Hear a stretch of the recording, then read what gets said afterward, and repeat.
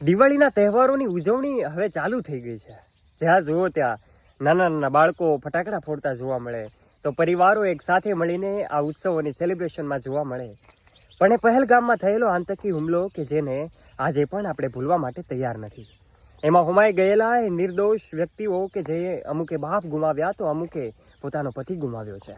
આજે એમના માટે દિવાળી, આ વર્ષ 2025ની દિવાળી કાંઈ જ નથી.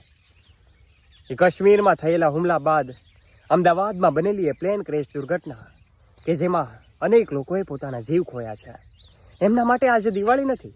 એમના માટે તો આજ એમના ઘરમાં શાંતિ અને સોપો છવાઈ ગયો છે, કારણ કે એને તો એના સ્વજનોને ગુમાવ્યા છે. અને એને આ પહેલી દિવાળી છે, એમાં આપણે બધા સાથે મળીને એમને સાંત્વના પાઠવીએ. આ દિવાળીની આ ક્ષણો, આ પળો જ્યારે આપણે ઉજવી રહ્યા છીએ, ત્યારે આ સૌ લોકોને પણ યાદ કરીએ અને એમને સાચા દિલથી શ્રદ્ધાંજલિ પાઠવીએ અને ઈશ્વરને પણ પ્રાર્થના કરીએ આવનારા વર્ષમાં આવી ઘટનાઓ ન બને, ફરી આપણે આવા દિવસો ન જોવા પડે, એ માટે પરમ કૃપાળુ પરમાત્માને પણ પ્રાર્થના કરીએ. કમેન્ટ બોક્સમાં આપના વિચારો અને આપણી વાતો રજૂ કરશું. Happy Diwali, happy new year.